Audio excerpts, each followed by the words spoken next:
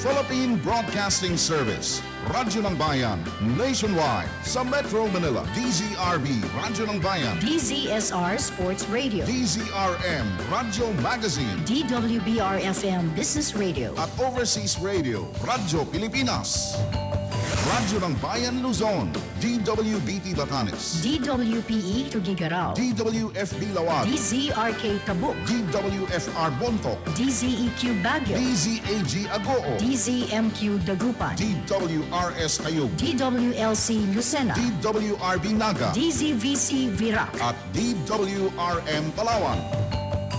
Radyo ng Bayan Visayas, DYOG Calbayo, DYES Borongan, DYSL Sogod, DYLL Iloilo, at DYMR Cebu.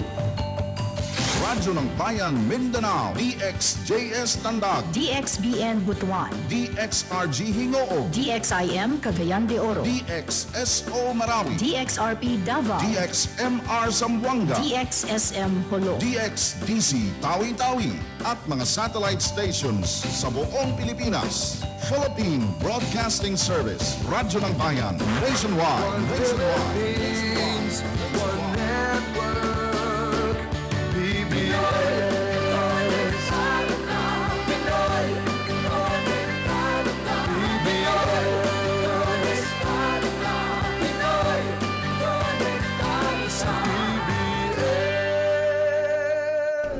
PBS, Radyo ng Bayan, kami po ay nasa 738 kHz sa inyong AM dial dito sa Mega Manila at sa bayan din na napapakinggan sa mga Radyo ng Bayan stations nationwide. Ang ating oras sa buong Pilipinas, 8 minutes makalipas ang alas 11 ng umaga.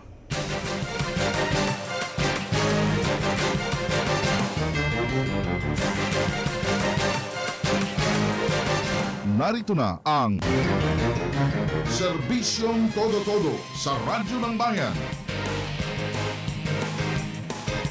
Programang tumatalakay sa mga usapin para sa mga lingkod bayan at mga mamamayan, kumikilala sa katangi-tanging paglilingkod ng mga public servants. Serbisyong Todo-Todo sa Radyo ng Bayan, magkatuwang na ihahatid sa inyo ng Civil Service Commission at ng PBS Radyo ng Bayan nationwide. Serbisyong Todo-Todo sa Radyo ng Bayan. Muli sa magandang Biyerkules ng umaga sa inyo lahat mga kaibigan. Isang panibagong araw po ng paghatid sa inyo ng programang Serbisyong Todo-Todo dito sa Radyo ng Bayan. Yan po ang bagong-bagong programa ng Civil Service Commission dito pa rin sa PBS Radyo ng Bayan nationwide. Good morning po sa inyo lahat mga kaibigan. Ako po si Alan Alianigre. At syempre, regular po nating makakasama dito po sa programang ito ang Director for Public Assistance and Information ng Civil Service Commission, napakasipag. Any time of the day, pwede mong tawagan para hingan ng kaukulang mga updates mula sa Civil Service Commission. Madali pang maimbita sa mga programa. Director Maria Luisa Agamata. Madam Director, magandang umaga po sa inyo, ma'am. Good morning. Magandang umaga po sa ating mga mahal na tagapakinig at sa iyo, Mr. Alan. Magandang umaga po. Siyempre, ganun dati, 1 hour na naman tayo magkakasama-sama, ma'am, sa Impapawid para magbigay ng mga update sa ating mga taga-subaybay nationwide. Yes, we're nationwide. Okay. At siyempre, bago tayo magpatuloy, meron muna tayong trivia tungkol ito sa serbisyo sibil o civil service. Alam ba ninyo mga kaibigan, noon pong taong 1900, ay formal pong tinaguyod ang civil service system ng Pilipinas. Yan po ay sa ilalim ng isang batas. Ito yung Public Law No. 5 o tinatawag din bilang an Act for the Establishment and Maintenance of our Efficient and Honest Civil Service in the Philippine Island. Ang Civil Service Board noon po ay binubuo ng isang chairman, isang secretary at isang chief examiner. At yan pala mga kaibigan, yan ang pinagsimulan ng serbisyo sibil sa Pilipinas. Yan. Maya-maya ho mga kaibigan, abangan ang susunod pang mga trivia dito pa rin, mapapakinggan sa programang Serbisyong Todo-Todo dito pa rin sa Radyo ng Bayan. Serbisyong Todo-Todo sa Radyo ng Bayan. Ang oras natin, 12 minutes. Makalipas ang alas 11 ng umaga. Madam Director, ngayong umaga, meron tayong isang special na panauhin. At, nako, itong panauhin natin tumanggap ng matinding parangal mula sa Civil Service Commission, ma'am, dahil sa kanyang naiambag na sistema, kumbaga, dun sa kanilang tanggapan. Bigyan mo nga kami, ma'am, Madam Director, please, ng iba pang mga update tungkol dito at iba pang mga detalye tungkol dito po sa ating panauhin ngayong umaga na magsisilbing inspirasyon sa iba pang mga public servants na gumawa ng higit pa sa kanilang nakakaya. Madam Director, please. Yes, tama yun, Mr. Alan. Ang ating panauhin sa umagang ito ay napaka-espesyal sapagkat siya ay galing pa sa Bangko Sentral ng Pilipinas. At tama ka din at napakatinding parangal ang kanyang natanggap sapagkat ang kanyang natanggap ay isang Presidential Lingkod Bayan Award na iginawad mismo ng Pangulong Noynoy Aquino noong September 19. Yun ay 113th year ng Philippine Civil Service ng Bürokrasya ng Pilipinas. Presidential Lingkod Bayan Awardee pala. Yan ang kanyang Antindi. natanggap. At yan ay Antindi. entitled siya sa automatic promotion to the next higher position with or without a vacancy. Kapag walang vacancy, mabibigyan siya ng commensurate salary until the time of retirement. So, ganyan talaga, kabigat po yun. Kanyang natanggap na award. Kasama natin siya ngayon. Okay. Director, ako na magpapakilala? Kayo na magpakilala. Okay. Mga kaibigan, mga taga-subaybay, kasama ho natin ngayon ang tinutukoy po ni Director Maria Luisa Agamata. Ito ho ay Presidential Lingkod Bayan Awardee, si Director Belia S. Santos ng Bangko Sentral ng Pilipinas. Nako, Director Santos, magandang umaga po at salamat po ng marami at binigyan niyo kami ng pagkakataon na magkasama-sama tayo sa Himpapawid ngayong umaga. Good morning, ma'am. Good morning din, Mr. Alan, and good morning po sa lahat ng inyong mga tagapakinig. Ako po ay very happy na pumunta dito for being guest ng inyong programa. Okay. Bigyan mo kami, ma'am, ng background dun sa tungkulin, ika nga, na nakaatang sa inyong mga balikat pagdating ho dyan sa Bangko Sentral ng Pilipinas, please. Sa Bangko Sentral po, ako yung director ng Payments and Settlements Office. Ito po ay isang opisina na in charge po ng pag-operate ng ating National Payment System. Pag sinasabi pong National Payment System, kami po ay nag-ooperate ng isang fasilidad or facility na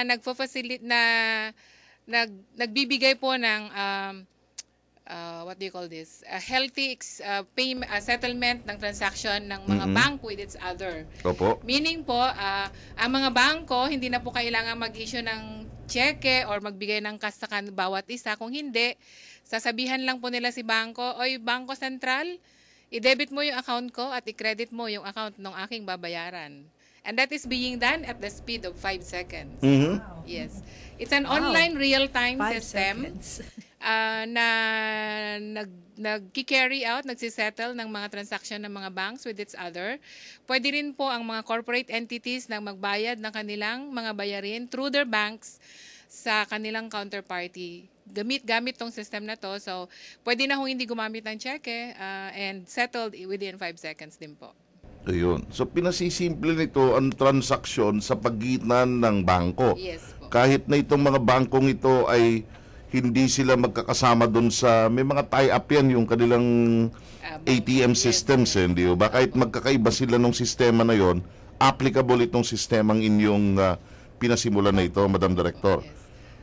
Siguro maganda pong maintindihan ano po ba yung PhilPas or the Philippine Payments and Settlements Office. Opo, please. Una po sa lahat, bawat deposito po nating piso sa mga bangko, ang bangko kung saan natin dineposito ang ating pera ay required na mag-deposit sa Bangko Sentral ng 18% nung i-deposit natin. So for every 1 peso na i-deposit natin sa bangko, required po yung bangko na mag-deposito sa Central Bank ng 18 centavos. Yun po ay tawag natin doon ay legal reserve. So nakapag-establish na po ng account ang mga bangko sa Central Bank. Kung gusto po nilang makipag-transact ng business sa iba, dadagdagan lang po nila yung pera nilang yon Kasi yun pong legal reserve na sinasabi natin ay intact at hindi dapat galawin. So para makapag-transact sila ng business with other entities, kailangan magdagdag sila ng pondo doon. So through electronic instruction lang po, pwede na pong magbayad si Central Bank on behalf of the bank para ma-settle kung ano man yung kanyang bayarin. So malaking protection ito, no? Opo. Para sa ating mga depositors. Ayun. Kailan niyo ho na simulan itong simplified na sistemang ito? Kailan po ninyo, Yes. kumbaga, sinimulan and then gaano katagal bago ma-perfect o more or less may streamline yung sistema, Director? Mr. Alan, ito pong ating PhilPass ay na-install at na-implement sa ating banking industry noong 2002, December. From that time on, tumatakbo na siya ng mahusay pagkat ang sistema na ating ginamit ay ginagamit din po sa ibang central banks in the world. Yes, so we have the same system being used by other 17 central banks in the world. So walang naging problema sa pag-implement nito at naging madali para sa mga bangko ang gamitin ang sistemang ito. At lahat po ng bangko dito sa Pilipinas na malalaki, commercial, all commercial banks are member of the system and about 50 thrift banks are member, about 50 rural banks are member. So we kept on encouraging the other banks to be member as well. Ayun. So, since 2002. Yes. Oh, matagal-tagal na rin. Ika nga, kumbaga, napasimple nito ang transaksyon among or between banks. At ito'y ongoing na for more than a decade. Ika nga. Actually, nag-mark kami ng aming 10 years anniversary noong December. December din? Yes. Ayun, okay. Na itong sistemang ito. Like, paano po ninyo naisip ito? Meron ba kayong core group o ilan lang kayo doon sa inyong unit sa opisina na nakaisip na bakit hindi tayo magdisenyo ng isang sistema na mas mapapasimple ang mga transaksyon? Kumbaga, paano nyo ito, how did this come about doon sa inyong grupo, Director Santos? Actually po, naumpisahan po ito ng mga malalaking central banks in the world. Sila po yung nag-consider na ang payment system ay dapat maging third pillar ng central banking. Pag sinabi po nating pillar, ito yung mga pangunahing mandate ng ating central bank. Ang unang-una po sa lahat kasing mandate niya ay ang price stability. Opo. Or yung pag-maintain ng tamang timbang sa presyo. Ang pangalawa po ay ang financial stability o yung kalusugan ng ating banking and financial industry. At pangatlo po ay yung payment system kung saan nagpa-facilitate ng malayang transaksyon ng mga bangko sa isa't isa. So, siguro kung ang tanong naman natin, paano namin ito nagamit sa remittance siguro? Okay, Yeah. opo. So, paano po namin nagamit ang remittance? Noon pong lumaki ang ating remittance na dumadating inward sa Pilipinas. In fact, tayo po ay nasa third na all over the world, no? Third na highest inward remittance recipient po in the world, no? Pangunahin po diyan ang Mexico yata at saka ang India sa remittance, no? Pangatlo po tayo. Dahil po dito nagkaroon po ng interes ang mga bangko na sumali dito sa business na to at mag-provide ng mas madaling facility para sa ating mga OFWs na magpadala ng pera. Yun, OFWs, Yes po. attention po. Yes. Ang ginawa po nitong mga bangkong ito, nag-set up po sila ng mga branches abroad para maging accessible sa ating mga OFW. And then, pag mahirap pong magpatayo ng isang branch sa isang bansa, ang ginagawa po ng ating mga bangko, naghahanap po sila ng mga international remittance tie-up, mga agencies para magkaroon ng tie-up. So, lahat ng remittances na ipapadala ng ating mga OFW ay dadaan na sa bangko. Magiging safe at magiging maiiwasan po yung mga hindi nakakarating na remittances. Dahil po dito, may posibilidad po kasi na si OFW nagpunta sa isang bangko pero yung remittance niya nagmi-maintain ng account sa ibang bangko. Okay. Pag gano'n ang sitwasyon. Pag gano'n ang sitwasyon, noong hindi pa po kami pumapasok sa transaction na ito, ang ginagawa po ni bangko, nag-hire po siya ng courier dito sa Pilipinas para pumunta sa kabilang bangko para i-deposito sa account ni beneficiary. At si remitter ay magbabayad po ng 100 pesos kada transaction. Okay. Mas komplikado ang kabuuan ng Yes, transaction. oo. So, lumapit po yung mga bangko. Central Bank, paano nyo ba kami matutulungan? Ang Bangko Sentral po ay isa sa kanyang advocacy ang OFW, how to help them bring the remittance safer, easier, and cheaper. Mhm. So, nung lumapit po sila, during that time din po, ni-establish namin ang PhilPass as a parang mode of electronic payments dito sa Pilipinas. And naisip namin yung mga kagrupo ko, yung IT namin at saka kami sa Payments and Settlements Office, na bakit hindi na tayo bumuo ng isang sistema na gamitin yung PhilPass para sa remittance. And so we were able to develop the system together with our IT department. So in fact, kasama sila sa recipient ng aming Presidential Award. At bumuo po kami ng sistema kung saan ang mga bangko, ibinabato na lang sa amin yung mga remittances for credit to other banks. So halimbawa si Bank A, nakareceive po siya ng mga 1,000 transaction ngayon para po sa credit sa iba-ibang bangko, mga beneficiaries na nagbi-maintain ng account sa ibang bangko. Ang gagawin lang po ni bangko, ibabato sa amin yung file na yon, 1,000 records, at kami na po yung bahala na mag-credit sa account po ng mga bangkong ito. Tapos yung mga bangkong ito, sila naman ay magki-credit sa account ng mga beneficiary. May kasunduan po kami sa mga bangkong ito na pag nag-fail po sila na i-credit on the same day, yung remittance, babawiin po automatically ni PhilPass yung i-credit sa kanila. At may penalty pa po sila.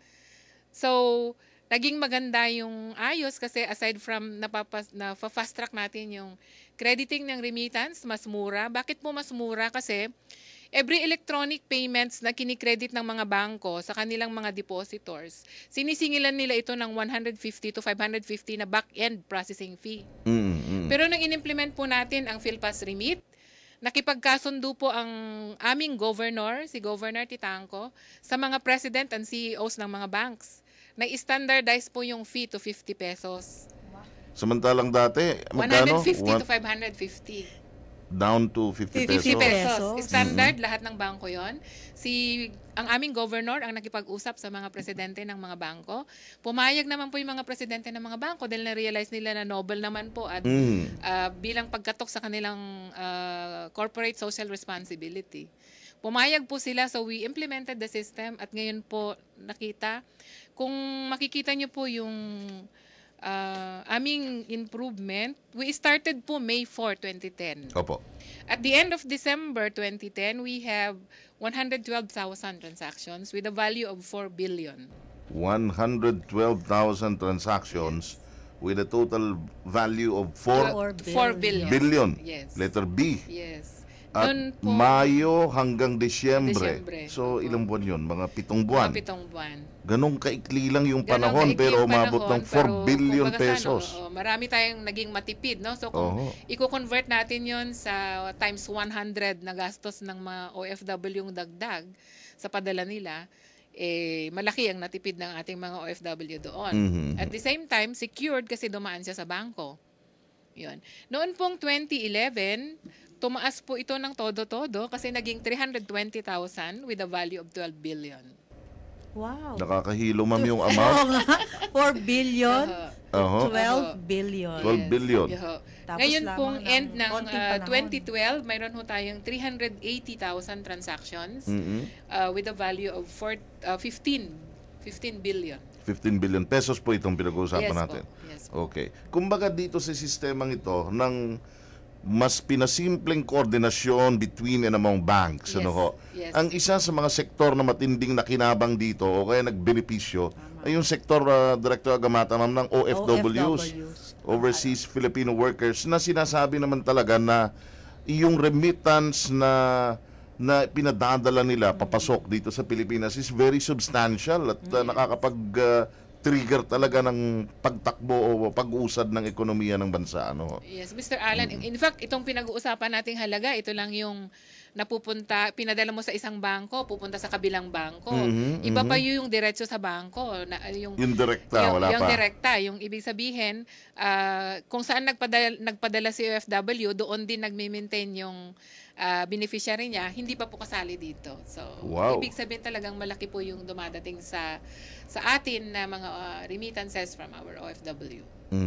At ang pinakamatindi ron, Mr. Alan, is Opo. that mabilis na, murang-mura na, safe na safe pa. Yes, yes. Sabi nga niya kanina, todo-todo ang pagtaas. No? Yan. Kaya pwede natin sabihin, serbisyong todo-todo Yun, talaga. yun, serbisyong Ang ginawa todo-todo. ng Bangko Sentral through the team of Director Belia Santos. Yes, yes. At naisip ko tuloy, ganun pala katindi. Dapat mga innovative ideas Tama. at matinding impact dun sa sistema na naibibigay ng ideas na kanilang nabuo at ini-offer para mapagkalooban ng Presidential Lingkod Bayan Award. Matindi pala talaga kinakailangan, ano ma'am?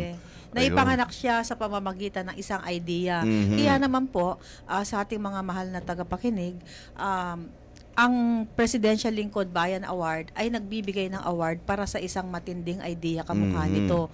At hindi lang idea, kundi na isa katuparan pa. Yes. At nandyan na yung impact, kitang-kita. Kaya talaga pong deserve nila yung natanggap po nilang Yes. Presidential Award. Ayan. Gusto ko magtanong, Director Agamata, Sige po. kay Director Santos, sa labas ng kanyang tanggapan bilang direktor sa Yan. Central Bank. Ayan. Sino po ba si Director Santos? Ayan. Yan. Okay. Kayo ho ba ay may time pa para sa pamilya niyo? Mukhang ang dedikasyon niyo mukhang nasa tanggapan at nasa bayan palagi. Sige nga po, kwentuhan niyo kami ng konti. Ako po ay product ng ng mag-asawang public servant, no? So na-inculcate din sa mind ko na kung nagsilbi ang mga magulang ko bilang mga teachers, Oy. then I can also be a good public servant. And so isa pa po siguro ang dahilan kung bakit gawin yon, ang katwiran ko, kung lahat po ng mga marurunong at masisipag ay umaalis ng bansa para maghanap ng greener pasture, paano na lang po ang ating bansa? So, Oo nga why naman. not stay and make the difference? Yun ang Yes. aking prinsipyo. So, andito po ako, nagsaserve sa government. And of course, kung sabi niyo po, pamilya, salamat na lang po na malalaki na po yung aking mga anak. At hindi na nangangailangan ng masidhing Pagtutok, ika nga. pagtutok. So, nagagawa ko pa rin pong... Ilan po ang inyong mga I have 3 chikiting? kids po.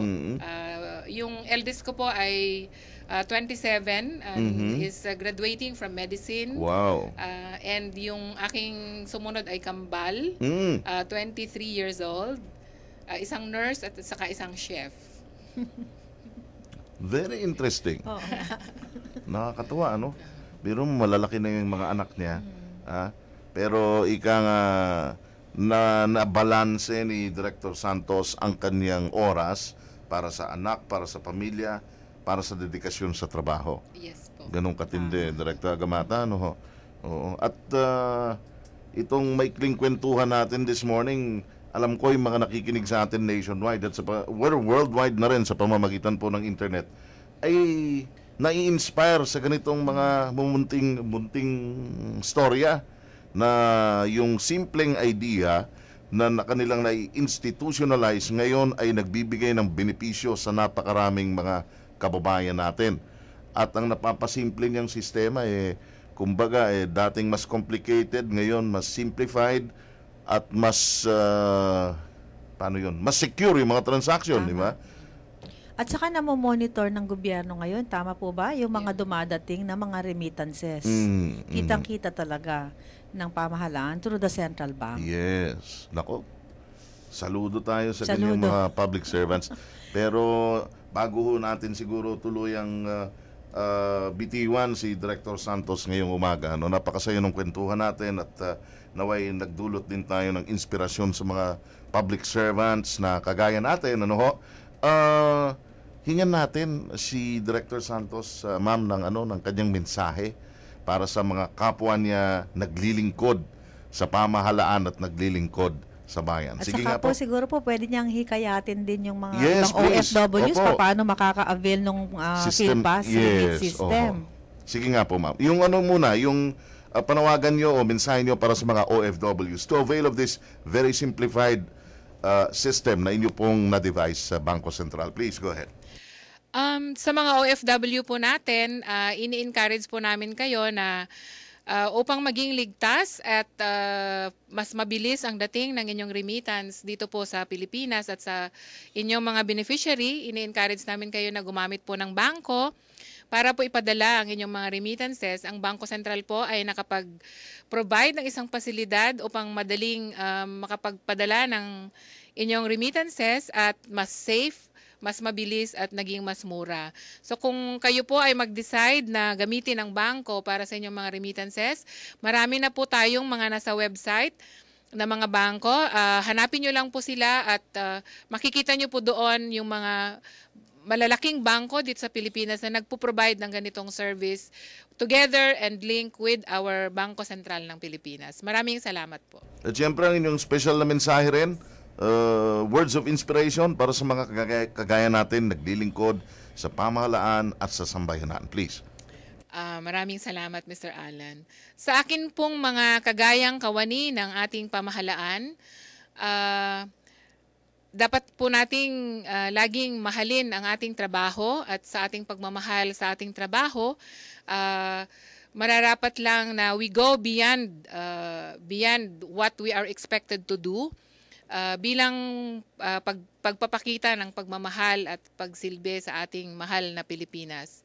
At bilang pag nagawa po natin ito, hindi lang po tayo ang makikinabang kung hindi ang ating buong mga kababayan. Maraming salamat po. Thank you so much. Yan po mga kaibigan, si Director Belia S. Santos ng Bangko Sentral ng Pilipinas. Siya po mga kaibigan ay isa sa mga Presidential Lingkod Bayan awardee. Yan, congratulations. Thank you, ma'am, for joining us and for inspiring our listeners this morning. Maraming Thank you so much. salamat, Mr. Alan, and maraming salamat, Director. Most welcome po. Okay. Mga kaibigan, maya-maya mo sa pagbabalik namin ay pag-uusapan namin ni Director Agamata ang ilang mga bagay na pinagtutunan po ng pansin ng Civil Service Commission, kaya halimbawa nitong Anti-Red Tape Act of 2007. Magpapakilala po muna ang ating himpilan. Philippine Broadcasting Service, Radyo ng Bayan, nationwide, sa Metro Manila, DZRB, Radyo ng Bayan, DZSR Sports Radio, DZRM, Radyo Magazine, DWBR-FM Business Radio, at Overseas Radio, Radyo Pilipinas. Radyo ng Bayan Luzon, DWBT Batanes, DWPE Tugigarao, DWFB Lawag, DZRK Tabuk, DWFR Bontoc, DZEQ Baguio, DZAG Agoo, DZMQ Dagupan, DWRS Ayub, DWLC Lucena, DWRB Naga, DZVC Virac, at DWRM Palawan. Radyo ng Bayan Visayas, DYOG Calbayo, DYES Borongan, DYSL Sogod, DYLL Iloilo, at DYMR Cebu. Radyo ng Bayan Mindanao, DXJS Tandag, DXBN Butuan, DXRG Hingoo, DXIM Cagayan de Oro, DXSO Marawi, DXRP Davao, DXMR Zamboanga, DXSM Holo, DXDC Tawi-Tawi, at mga satellite stations sa buong Pilipinas. Philippine Broadcasting Service, Radyo ng Bayan, nationwide.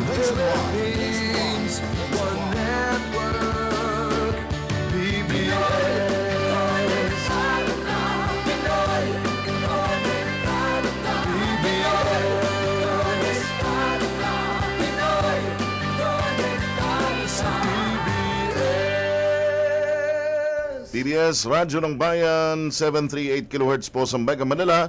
Sa bayan napapakinggan sa mga Radyo ng Bayan stations nationwide. At syempre sa buong mundo, sa pamamagitan po ng www.pbs.gov.ph. I-click lamang po yung buton ng Radyo ng Bayan. Serbisyong todo-todo sa Radyo ng Bayan. Balik ko tayo mga kaibigan sa ating paglilingkod bayan ngayong Wednesday morning. Ngayon po ay Pebrero 20 na ng taong 2013, pangatlong Miyerkules na ng Pebrero, pangalawang episode naman ng programang Serbisyong Todo-Todo sa Radyo ng Bayan. Sa puntong ito mga kaibigan, ang talakayan natin ay iikot naman ho dito sa Anti-Red Tape Act of 2007. At siyempre, para higit pong maunawaan natin kung ano itong mga highlights nitong batas na ito, ay ibibigay ho sa atin yan ng Director po ng Public Assistance and Information Office ng Civil Service Commission, si Director Maria Luisa Salonga Agamata. Director Agamata, pag sinabing Anti-Red Tape Act of 2007, ano na nga ba talaga ito, ma'am, please? Yan. Unang-una, itong Anti-Red Tape Act of 2007 o ARTA for short, ito ay dedicated sa ating transacting public. Kung ikaw ay isang tao na nangangailangan na magbayad ng tax, pumunta sa NSO, kumuha ng certificate, birth certificate, marriage certificate, ayan, ikaw ay magtatayo ng isang maliit na negosyo, ikaw ay pupunta sa local government unit, dun po sa kanilang tinatawag na business licensing and permits, ayan, Opo. o dili kaya gusto mong magbayad ng sedula o yung CTC na tinatawag, lahat po ito at iba pang mga frontline transactions ng publiko ay dapat po silang mag-iinteresado dito sa tinatawag nating ARTA. Sapagkat ito po ay para sa kanila. Ayaw na po natin na nakapila, may mahabang pila, o dili kaya sinisingil ang isang mamamayan na hindi po nabibigyan ng tamang resibo. So, ito pong ARTA na to ay nire-require na ang bawat ahensya po, frontline service ng bawat ahensya ng birokrasya ay meron pong tinatawag na karatula, Citizens Charter, upang sa ganun pagdating mo sa opisinang yon, makikita mo kaagad kung ano yung mga procedures, yung mga processes ng maski hindi ka nakikipag-usap. Kasi nakakatakot yan pag hindi alam ng isang mamamayan kung ano ang kanyang gagawin at may lumapit at sasabihin, naku, papadaliin po natin ang inyong transaksyon. Kami na ho bahala Hindi dyan na sa po papel kayo nyo. kailangan pumila. Kami na po bahala. At may kausap po kami sa loob. Yan po ay bawal na bawal dito sa batas natin na ang tawag po ay ARTA. At ganun din po, pag ikaw naman, gusto mo naman may makausap ka, mag-walk-in ka lamang sa loob, dapat meron pong dun lamesa. May isang desk na ang tawag ay Public Assistance and Complaints Desk. At dapat po, Mr. Alan, dapat po may nakaupo dito, hindi lang po desk. Dapat may nakaupo. At ang nakaupo dapat dito ay may kwalifikasyon. Dapat marunong siya magpaliwanag sa Ingles o sa Tagalog man o Filipino o kaya sa dialect ng kung ito po ay nasa rehiyon. At dapat siya ay palagi nakangiti. Isa man siyang babae o lalaki, dapat siya ay may smiling face. Ayan, para pagdating nung mga kababayan natin na hihingi ng tulong nila, merong kagad rapport, may warmth, di ba? Na hindi, ay ano ba naman yun? Parang ayaw akong tulungan ni sir o ni ma'am. Oo. Parang pinagsakloban ng langit at lupa. Kanyang itsura. Yung ganon, di ba? Oo, tama. At maski 12 to 1 o noon break, dapat meron pong tao dyan sa Public Assistance and Complaints Desk na to. So, ang requirement, meron niyang desk na yan, may nakaupo, na nakangiti, hindi lang po yun. At alam niya dapat ang kanyang sinasagot. Yun. Ibig sabihin, pag yung mga kababayan natin na nangangailangan ng tulong at lumapit sa kanya, makakakuha ng tamang sagot. Tamang sagot. Para at least maramdaman nila na hindi naman nasayang yung pagpunta ko kasi Tama po. alam ko na kung anong dapat kong gawin, kung anong dapat kong dalhin ng mga dokumento, Tama. etc. At ang sagot po dapat, Oho. maliban sa tama ang sagot, dapat mabilis din po ang kasagutan. Teka muna, iisipin ko muna parang hindi ko matanda. Bawal yung mga ganun. Bawal Hindi po po yun. pwede yun. Oho. Tama. So, meron pong karatula, Citizens Charter, may Public Assistance and Complaints Desk. At dapat po, meron nga din yung nabanggit natin, no noon break. Yan po, no noon break policy po ang tawag natin dyan. Hindi po bawal magtanghalian, bawal lamang po na walang mag-aasikaso sa ating mamamayan between 12 to 1. So, ang ibig sabihin nito, ma'am, kung halimbawang may may 6 na taong in charge doon. Tama po. Yung 3 mag-lunch break ng mas maaga, maiwan muna yung 3. Yes. Pagkatapos nung unang batch, yung second batch naman na magla-lunch, ibig sabihin, hindi iiwanang bakante yung kanilang pwesto. Pwede pong mangyari yan. Doon lamang po sa aming Public Assistance and Complaint Center, sa Civil Service Commission Main Office, ay nandyan po ang ating mga staff, ang ating mga frontliners. Sila po ay nagsasalit-salit sa kanilang pagkain. So pupunta sa kantin yung 3, pagkatapos babalik sila at meron namang mag-aasikaso sa ating mga nakapilang mga transacting public. Opo. Madam Director, sandali lang po, bibigyan natin ang isang report sa presidential activity diyan po sa Visayas area. Nasa Capiz, tama ba? Ang ating Pangulong Noynoy Aquino at may update tungkol dyan si Rene Monteclaro ng Radyo ng Bayan, Iloilo. Okay, Rene, good morning, please come in. Magandang tanghali sa iyo kasama ng sa mga tagapakinig sa atin pong patuloy na pagsusubaybay ng panguluhan. Tayo po ay tuwirang nagsasilip pawid mula sa bayan ng Sigma sa Capiz. Ang bayan ng Sigma ay 89 na kilometro mula sa aking pinagmulan sa lungsod ng Ginigit. Ito ay dito sa southern portion ng Capiz Province kung saan ang ating kagalang-galang na Pangulo Benigno Simeon Aquino III ay nakikipagtulong sa mga lokal na leader ng mga kapi ng komunidad ng bayan ng Capiz, at ng buong lalawigan ng Capiz. Mga dulo nating tagapakinig, narito po ang tinig ng ating kagalang-galang na Pangulo, Benigno Simeon Aquino III. Siyempre, itulong po si Governor Rico Nato at patuloy ang mayor ng Sigma at magpinanan po ako. Ako po, magpinanan na susunod akong bisita natin si Mary Kaya.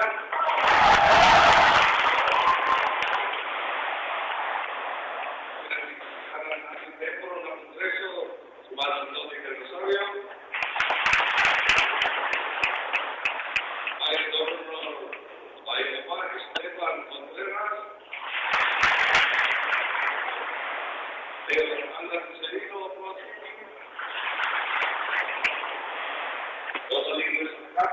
Pero workers of government, siyempre po, mama natin dito si Ross, tumatalit po na natin.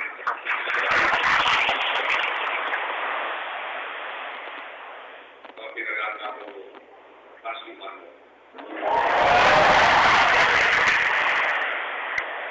Ayaw po,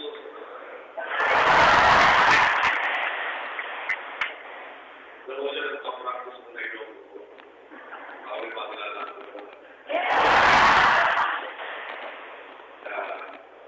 Makicheck lang nila kung tama. Nagturo sa akin kung tama sa Secretary Ross, malibo si Kasim de la Tara. Saan pinatulikan ng kampanya?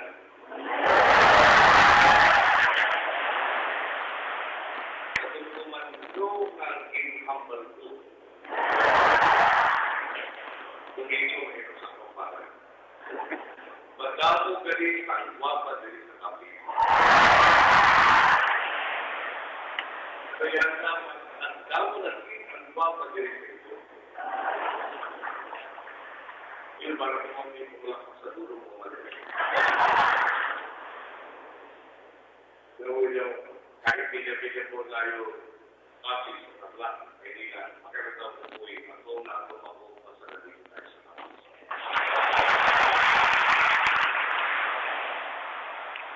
Malaking po sa puso ko, bukod sa walang kawa ninyong suporta na hindi magkagat at sa lagi kong nakaabang na sikot ninyong sobrang sarap.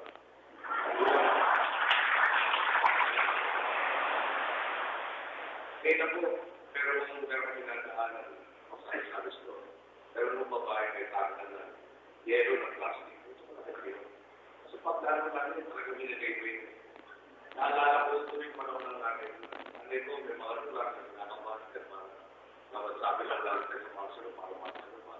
Kung start election, Pumupunod na lang lahat ng tao ng pumunod sa ating nananirilaw para lang mapakita sa kanila yung kasama ko. So kanila parang pinaalala sa atin, nasa dilaw na tayo mga masuota, nagkaroon ng dilaw na makita niya, plastic ang pinapati sa atin niya. So nakikinig ka, maraming salamat sa iyo, at nato na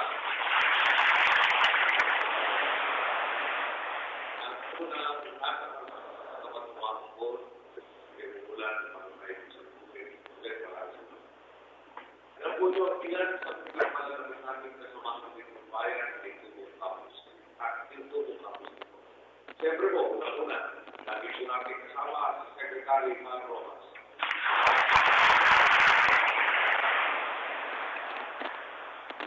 Ano ba po sa magpunta sa bawat pagdaling ng pag-sisipin sa bansa, pinag-iba ang kinalaman kasi at husay ninyong pag-sisipin. Alam po nyo, pero kami kasabihan sa ating pinakamalit na lulong. Ang tawag po natin doon ay very short list. Ito po yung sabihin very short list. Hindi natin maipasan. Pero tayo kailangan napakimportante mga pwesto, kailangan tuloy. Doon po sa very short list, natin yung mga pangalan natin.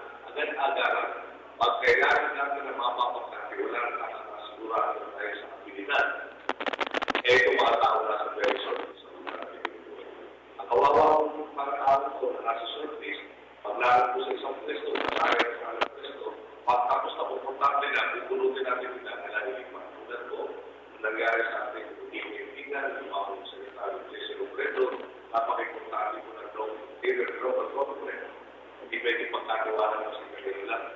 Subaga na maraming radyo, kinakatupan na sa DOTC, pinag-usapan natin, pwede ba, ikaw na bumalik ng agency, dahil malagay ko para hindi makapot, mapapaglaman natin. Agarap ko tinanggap yan.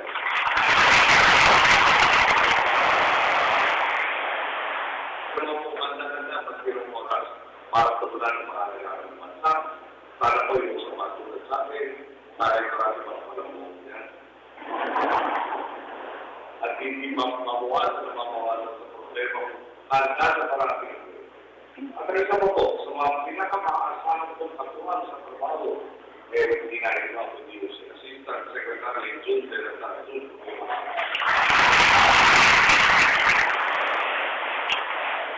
Dito po sa Lomane, dito din po sa Pambale, pagkakos sa interview. Pero sa Maynila po nasan siya nakinig, pangyang paglaki. Mula 2007 po, kasama ko na si June sa araw-araw, mahirap, at paminsan-minsan sa ginawa o mga. Sa naman, ang nagpapaalala sa akin ang sipag at haba ng pasensya ng mga pasensya. Siguro, bigyan ko lang patingin ating pasensya. Kung nyo nung eleksyon natin, kailangan po natin up-to-date sa lahat ng nangyayari sa Pilipinas, sa Pilipinas. At dito sa national elections, tutulog na ng 2 oras. Kakain ka po sa kasakali, i-champas na. Kailangan ko ng kamukha. So, yung asset ka lang ng po ng dalawa niya ay halos 2 maneta. Lamang po, computer, printer, fax machine, lalo ng television mo yan kasama na. Tapos, kasama ko pa natin, pag may nalapit na hihirap ko, sasama. Pag kailangan ko, may hanapin na tapos sa mga hanap. Basta madali sa rin ako, yung palagay yung mausay-usay sa tayo ni Minus, kaya sinis ko na doon sa Pilipinas sa labas. Pero tayo yung maraming nalinganda. Siyempre, pag meron tayo iniiwasan sa usapin, kaya sa sumama na ng usap, ito na na-usap. Pagkakaroon na rin, kapag may naling tayo para sa lalo na ng practice na office natin. Kasama rin siya. Pinalan po siya, yan sa po ay kinasal na, nakakawa na rin. At meron siya ng magulang sa wings. Tatandaan mo lang ang responsible parent. Nakakapagpili namin talaga ng panahon. Parang kailan natin, ang palipat-lipat na rin bumisita sa mga probinsya, noong nakakalaman. Parang kailan natin ang desisyon kung saan may nagiging dilo, buong eleksyon. Sa wala kami, sa lumang pangalan na kaya dapat ingakabig na natin ang bayan sa sibilidad at di ko sa Sigma, isa sa pinakamunang, pinakamalakas, marami na natin kasama.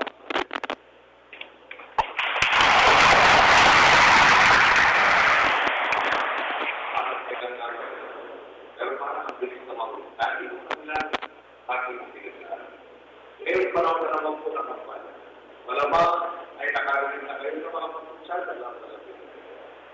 bilateral na ako, minsan sa lakas na loob nila magpapar sa ngayon at sa lakas. Kung ano kung ingay ang ginagawa nila, wala naman kasi. Ang sabi ko pala po, talagang totoo yung kasabihan na matulog ang lata ng magwala.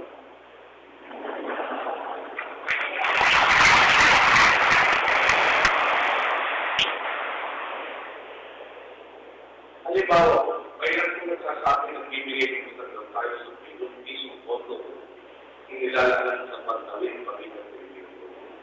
Sana po sa kanila, may nakakapareha sila kahit sa beneficiary man lang sa programa nito.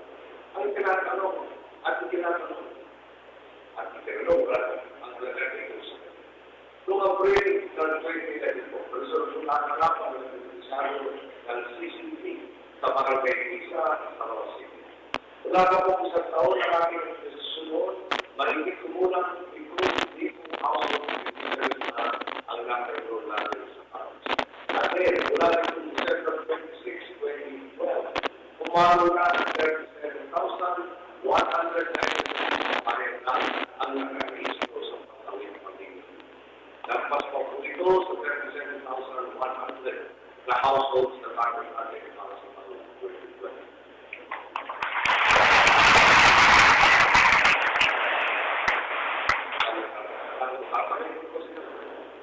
Ang tanong ko sa kanila, limos po ba ang tawag sa pagsisigurong nakakapag-check up ng mga limos po ba ang tawag kapag napapapakunahan at nasisiguro ng buwang-pasok ng mga bata sa eskwela?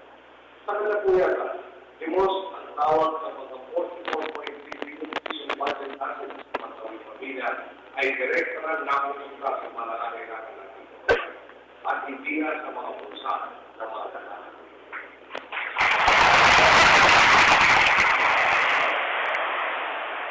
Hindi ko lang.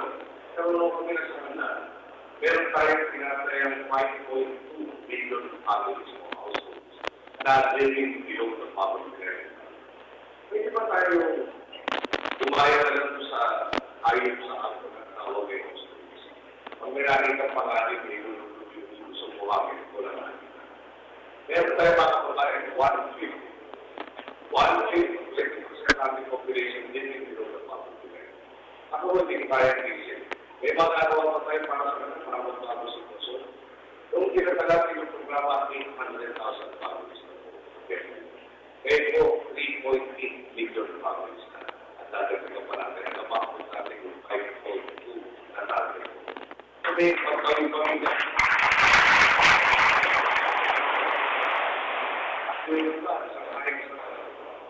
Sabi ko sa ipagdagan, napanood ko sa akin. Kahit ko ng kahit, walang nasuwa. Ito po, tinutulong ng gobyerno. Bibigyan na ng insentibo at pagkakataong panagiliin ng anak mong mga anak. Pag nakapagtapos ng high school, may kakayahan yung anak ko na magkaroon ng trabaho, may pagkukunan ng kanyang pagkukunan. Hindi yung palugusto. Ito yung binibigyan natin ng pagkakataong pagkukunan natin makasama sa palalang. Kung ayaw na natin maulit ang nakaraan, kailangan din magpunta tayo ng mga reforma ng media na mas mabunga ang kinabukasan ng tigil na natin. Dahil sa tiwata na sa pera sa agenda ng pagbabago, matagumpay natin ang lahat ng natulungan sa libro, upuan at sanitation facilities ng mga parangal sa sunod lamang ng 2 kalahati. Kapit ito na rin ang magsasara sa pakla nagkasunod bago matapos ang 2020. Ngunit, may lalatin lamang sa pag-asenso ng mga Pilipino kung may mga negosyo ng mga maaaring nakasuhan at pagkamitan ng kasaglan. Tulad tayo dito. Kaya naman hindi tayo pinigilin sa pamitayan ng mga namumuhunan sa Pilipinas. Tulad na lamang ng mga business processing outsourcing at ibang kapiguste. Bago na po tayo sa pagtitigil ito, pinasilayan natin ang isang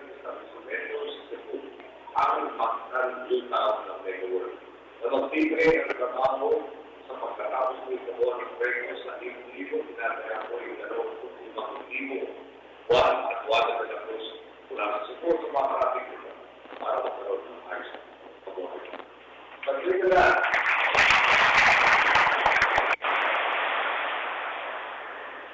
business na upalala ng bababa natin. Natulidaan na kung may ito sa pera. Pero para sa makukot sa ating agenda ng pagbabago kung magpipigila, wala raw po ito pwede. Bakit? Dahil landas ang katapatan, hindi na maaaring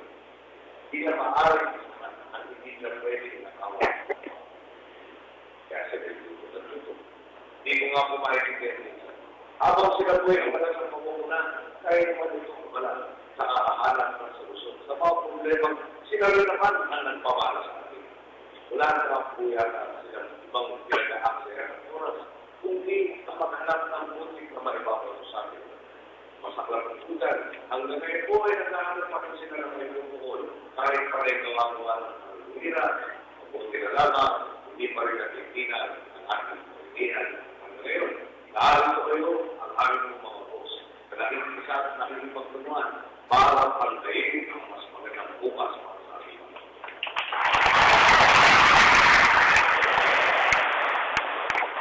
Siguro sa akin mga nakakatago, ang ikaw ay patingos sa patingos wala kang masalusod ng inakalo.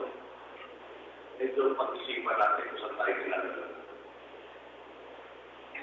Kaya na ako kasi may mga nakakatago. Hindi naman ako magaling sa ito. Pag-practice pa lang. Nakita ko ng ugma ni Castro.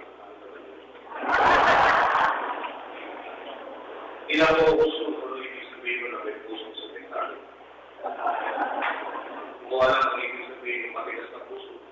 May sabihin ko pa yan. Ano ba ka mo rin? Pinalayan mo rin.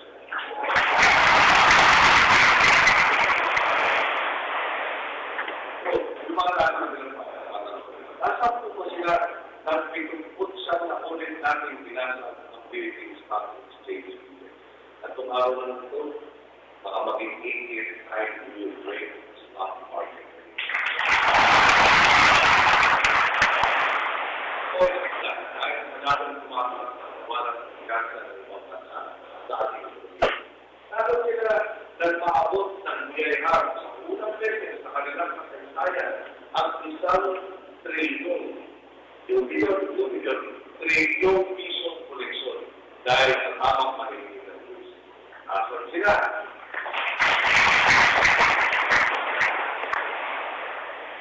Ason sila ng mga pagkasunduan ng MIF at ng pamalaan ng framework agreement ng the Box Board. At kumapong tayo tungo sa mas marawang na pagpapalit. Alam po nyo, kung tutusin, laway lang naman po kasi hindi mawis ang pagkukulit nila sa pagkukulit. Hindi ba mas mainam kung may ma-effect sa sinabi na masusunod? Baka kayo lang nila pumunta dito sa office at makakita sila ng mabubuting na limawa sa mabuting mamamahalan. Sila pong mga lingkod bayan kasama natin sa sitwasyon. Una ko po ipakikilala po sa ito. Siyempre, si Governor Nick Taco.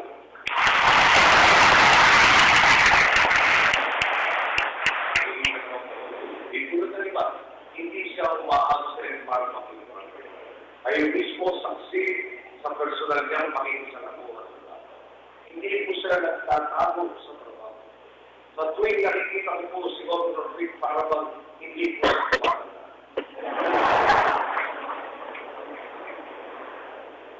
Listo, masigla, at lagi mo rin ang maglingkod sa pangkasig. Kaya naman, tiwala po tayo, hindi sa higit sa kanyang agenda para sa mayabong na ekonomiya at infrastruktura sa tekalidad ng sistema ng pangkasig at kalusugan at sa pagsisikap para gawing mas activity ang ating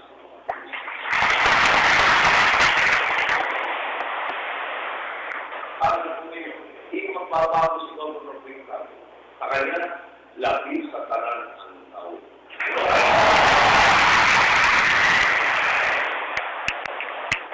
Martin ko sa international.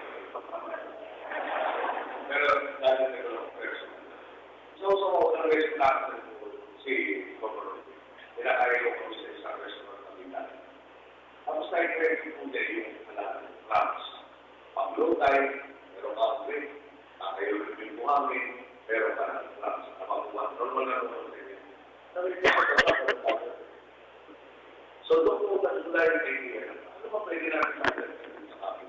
Isa ko dyan, hindi na tao ang upgrade policy. At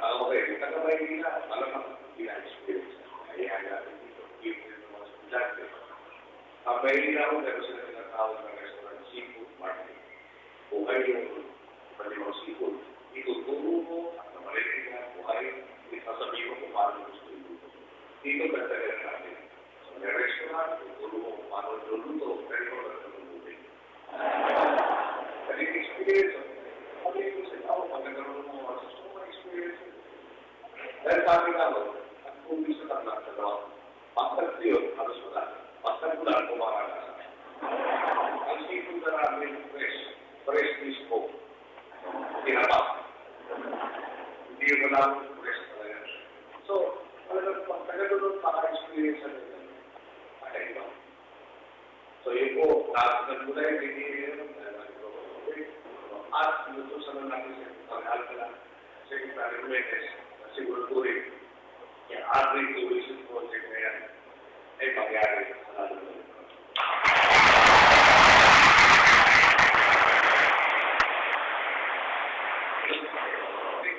Pareho lang na dito tumataan, malati makasumaan. Tulad ng Vice Governor Ronald Contreras, Congressman Tony Del Rosario, Siyempre po, si Mayor Alan Sevino,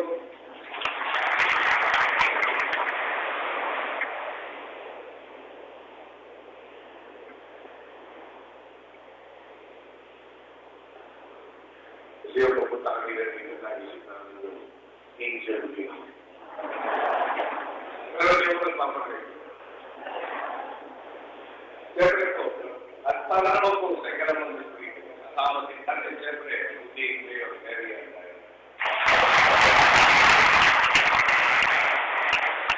Kita naman po natin, ngayon ang kanyang pinautos na lakas at sila para panguluran ang sigma at bukod po sa tarang isipan at malawak na karanasan ng mga bayan, kilala ko po ang asawa ni Mayor Reddy, si Congressman Victor Daya po, na naging kasama namin yung mga po sa Congress. O paman, alam na namin tapat ang good service sila. Tulad po ni Mayor Reddy, ang kailangan namin kinataon sa Secretary of Distrito, malinis po record, hindi po daw yung nakatulong staff at skandal.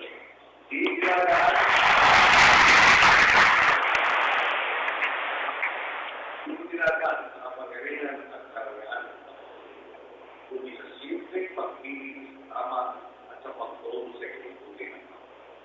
Nang po yung kanilang pinapakita natin, ang alpeg of interviews, ang makakumbawa, ambod, shine, yan yung naka-agit sa nakakapagin niya. Dapat pakitulong siya. Kaya sa mga po yung napakaganda ng pigil, napakahusay ng tangpati, pagdating ng oras ng libro, ang sa'yo.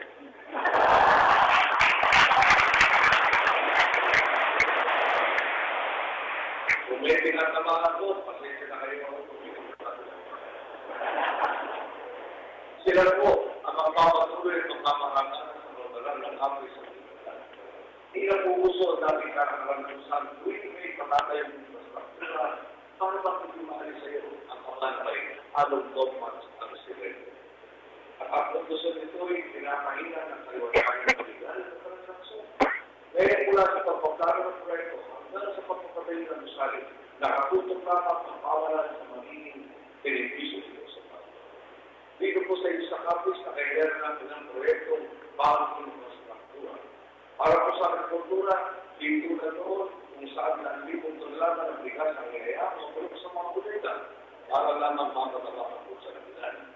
Ngayon, bawat pisong potong nilalabas natin, sinisuguro natin pakikinabang ang maunayan. Ang ito po, mga communal irrigation project na sakot ang barangay, Matabat, Inabuto, Tiga, Algan, Poblasyon Hidaya, Poblasyon Ilawot, at tratante sa munisipyo na maayos ng barangay Kapunaw at Kapagahan sa munisipyo ng Paris at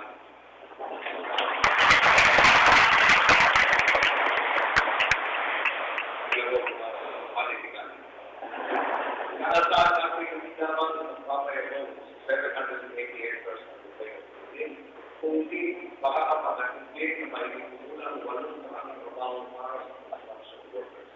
At makakailangan ng benepisyo at makakailangan 834 na makasasal, lalo na sa mga kasakri ng MAPA farmers and the class farmer station.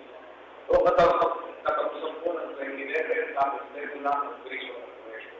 Dinalapas po sa naman po ang presyo nito para dahil sa balik ng pagdating ng upgrading ng taon ito at pag-iwan natin presyo ng taon ito sa upgrade para pwede po matawagan po ng Robin at katawagan po yung mga tulang na natin ito at matarong kung ano na rin sa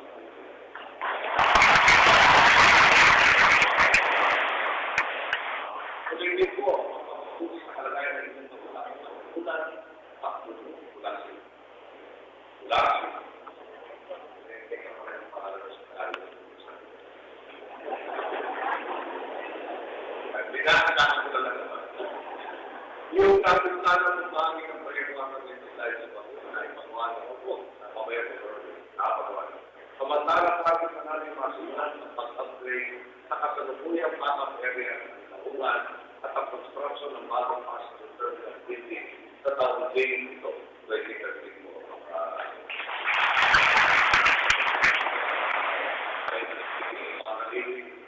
Alala 2014 mo. Taong ito, 2013. Malita ko rin po sa tuwing low tide na halos takalin na lamang sa tabindagan ng mga kulaan. Malaki po ang potensyal nito para sa lamang tao agri-tourism ng Baguio. At sa tulong na makabalikan natin sa taong pamilya, dahil sa ako, marisa sa katuparan natin ito. At gusto ko pong sabihin, bawat pangkusan po natin dito man sa Apris o sa kalakang bansa, kayong mga kawanin natin sa lakang ng pamalan, kayong mga araw-araw na umaharap natin sa lakuha sa mga Pilipino, kayong mga nitugbayan na sa kapalagi buwag ang kasabihan, kayo mismo ang gumawa ng bawat kapumay natin sa ito sa tulong na rin ang pag-uubos na ating mga puso.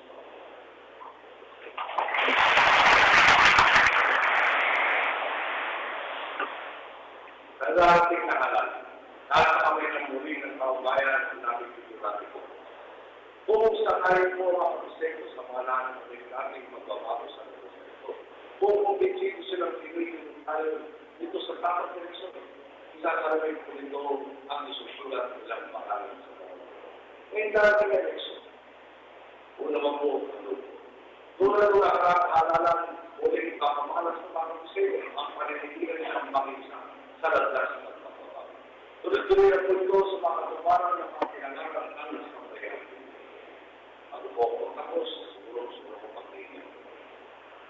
Eleksyon po, dito na kukuha ng mga nakaupo ang kamandaan. Dito po nabuutos ang mga boss. Ano ba ang eleksyon? Hindi mo kalong sa inyo para sa mga. Kami ho, may samahan. Pero may mga kandidato sa lalo. At lahat ang kasama sa kandidato rin. Pero ng TV dito rin. Pero kami,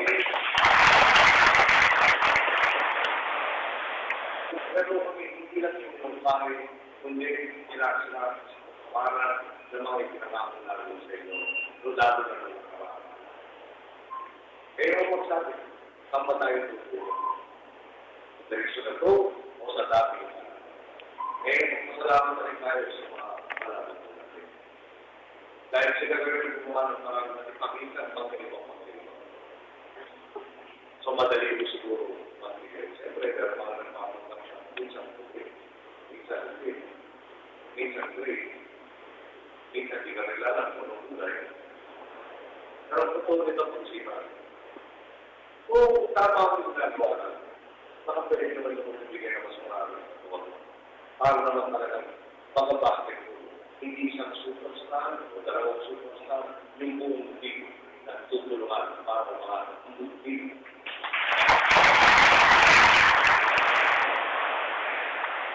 Pag ginagawa naman ng mga nagkakaroon, siyempre, dahil magkakilala ng pag-retire ko. Yung pagkakilala ko kasi nasa interest na lalo mga mas ang pag-asensyo natin. Pati hindi kasi makita sa 2016. Ngayon no, ayaw ba natin isugal? Ilang taon? Ayaw ba natin isugal dahil magaling kumanta, magaling sumayaw, nagdasawad, kung ano pa. Bibigyan pa natin sila na hindi tayo sa amin. Dahil susugod o itutulak yung agenda na sa pera ng Pilipino. Na talagang tuhanan at permanente ng mga buhay. Kami po, ako si Bar, Mabarobik, o sa amin, may isa, wala ko talaga. Pero tulad na nagawa natin ng 2010, mula sa panahon na talagang parang wala na, makita ng pag-asa ng sambayan. At sa ngayon po, nagtitingala tayo ng bumundo. Kayo po, ang buwan ko, kaya po yung nakasapaluhin sa inyo. Alam po, gagawin nyo. Magandang araw po, maraming salamat. Mga kaibigan na pakinggan po ang piling ng ating kagalang-galang na Pangulo. Benigno Simeon na ginag-declare sa kanyang pagtalong sa ating sa Civic Center dito sa bayan ng Sigma, Tapiz. So yan kasaan ay kanyang sinagot ang mga patuloy na patutsada kalaban sa politika hinggil sa kanyang pamahalaan katulad ng sinasabing limos di umano ang 4Ps o pagtawid pamilyang Pilipino. Subalit sabi ng ating Pangulo, limos ba ang tawag mo kung nagkaroon ng magandang buhay ang isang Pilipino? Limos ba ang tawag mo kung nagkaroon ng mas magandang pagkakataon upang magkaroon ng edukasyon ng isang Pilipino? Si Pangulong Noynoy ay nagpakilala din ng kanilang mga kandidato dito sa lalawigan ng Capiz sa pangunguna ni na Governor Victor Tanco at ng Mayor ng Rojas City, Mayor Angel Alan Sanito, at ang Mayor ng Sigma Capiz, who will be running for Congresswoman of the 2nd District of Capiz. Sa kasalukuyan, magkakaroon ng isang photo ops para sa mga kandidato ng Liberal Party kasama ng ating kagala-galang na Pangulo at dito naman tayo magwawakas ng ating pagsasaipabawi ng kilosong Panguluhan dito sa bayan ng Sigma sa lalawigan ng Capiz. Wala sa Radyo ng Bayan, Iloilo. Ako po si Rene Monteclaro. Konektado pa.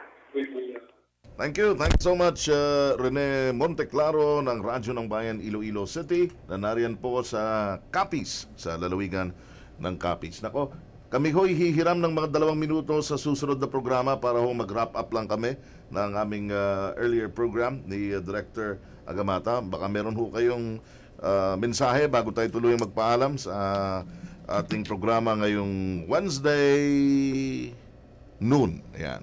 Ma'am, please. Ayan, thank you Mr. Alan. Nais lang po nating ibalita na meron ng contact center ng bayan ang birokrasya. Ano po ba itong contact center ng bayan? Kamukha nung napag-usapan kanina, meron tayong Anti-Red Tape Act of 2007 na naglalayon, mawala na yung mga fixers na yan, mapabilis ang serbisyo publiko sa lahat ng frontline services ng ating bayan. Ngayon po, saan sila pwedeng mag-text, tumawag, o kaya mag-email upang sa ganon, kung meron silang suggestion o kaya meron silang idea or if they have a complaint, ano ang kanilang numbers or email address na tatawagan. Pwede na po ba nating ibigay? Yes, please, Director. Okay. Please. Ang contact center ng bayan ay meron pong text number. Ito po ay 0908-881-6565. Ulitin ko po,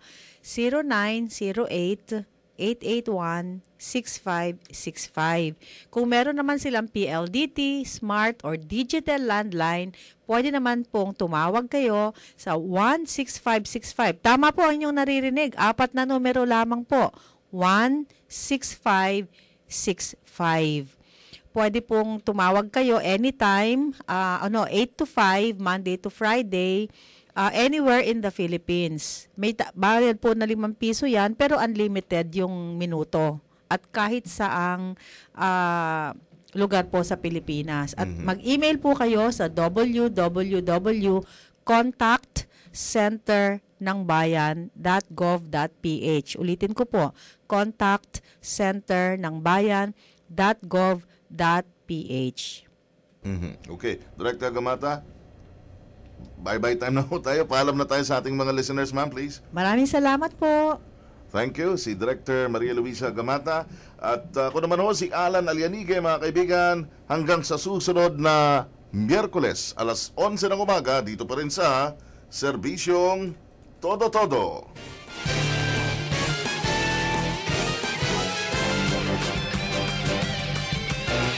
Muling sumainyo ang Serbisyong Todo-Todo sa Radyo ng Bayan. Programang tumatalakay sa mga usapin para sa mga lingkod bayan at mga mamamayan, kumikilala sa katangi-tanging paglilingkod ng mga public servants. Serbisyong Todo-Todo sa Radyo ng Bayan, magkatuwang na inihatid sa inyo ng Civil Service Commission at ng PBS Radyo ng Bayan nationwide. Serbisyong Todo-Todo sa Radyo ng Bayan.